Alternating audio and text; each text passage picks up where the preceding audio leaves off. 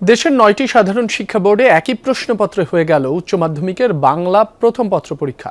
ব্যতিক্রম শুধু কারিগরি ও মাদ্রাসার শিক্ষা বোর্ড। তবে সামনের বছর থেকে সব বোর্ডের একই বিষয়গুলোর প্রশ্নপত্র হবে অভিন্ন। প্রথম দিনের পরীক্ষা শেষে বেশিরভাগ ছাত্রছাত্রী বলছেন সহজ হয়েছে প্রশ্নপত্র, তবে অনেকেই বলছেন এমসিকিউ ছিল কিছুটা কঠিন।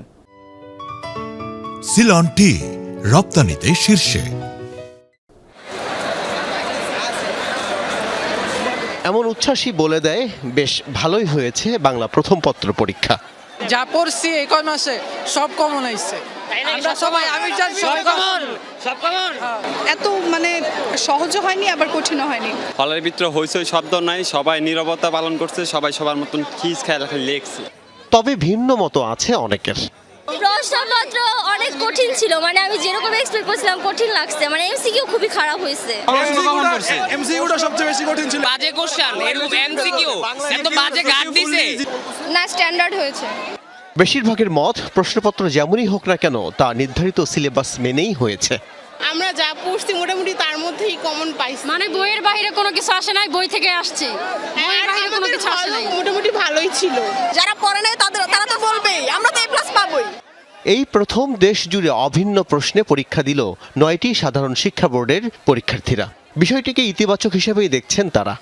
এক সময় আগে এক বোর্ড এক এক রকম হইতো, তখন আমাদের লাগতো যাচ্ছে এই বোর্ডে সহজ, এই বোর্ডে কঠিন। তো সব এক হয়, একটা সমতা হয়েছে, এটা ভালোই হয়েছে, এটা খারাপ হয়।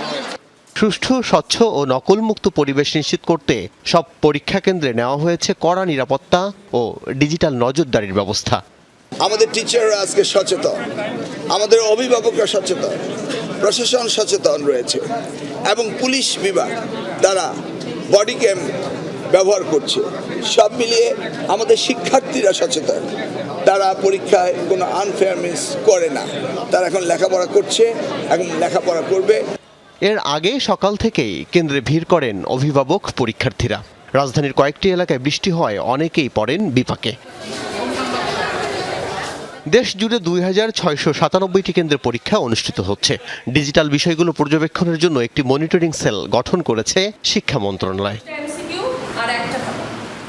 এবছর উচ্চ মাধ্যমিক ও সমমানের পরীক্ষায় অংশ নিচ্ছেন প্রায় ১৩ লাখ শিক্ষার্থী।